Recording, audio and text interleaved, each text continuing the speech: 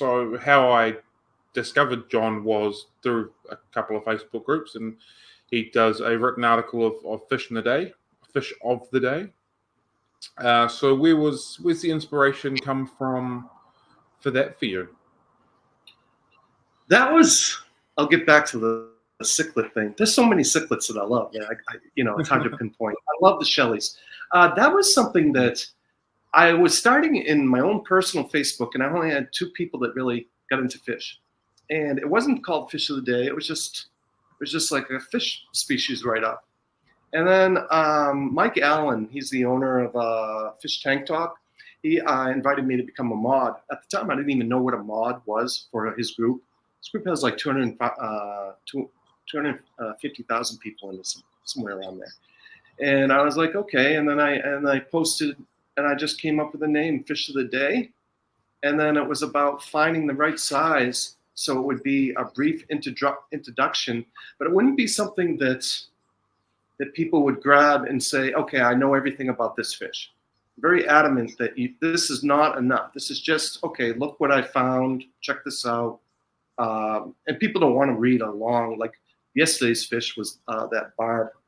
And, not that people liked it because it was too long. So it needs to be about a 3-minute read or people won't touch it. And it might be about aesthetic beauty. Everybody wants to see the beautiful fish, where I'm just more into small species of fish that have a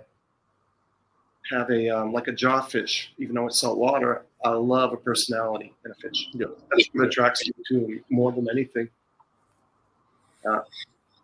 So then after that, it came up as Fish of the Day. I was an admin. I was an admin in that group for close to 3 years, something like that. I finally left.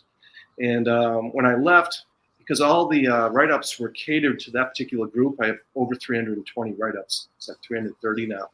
And so I'm doing a rewrite on each one, and I'm putting it in like 9 different groups, which is exciting, to say the least, and a lot of good feedback. It's kind of enjoyable, although that's not the reason that I'm doing it. It's kind of like I love doing research about anything. I'm obsessive, like a lot of people that are watching are, and I want to find out about the fish probably more than they do. And so I read 2 articles, then I put it in the groups, and I ask them, what can you add to the table? What am I getting wrong here? Because there's a good chance I can't have every fish. 320. When I get to 100 species, I was like, well, what am I going to do now? I had no idea at all that I would keep going.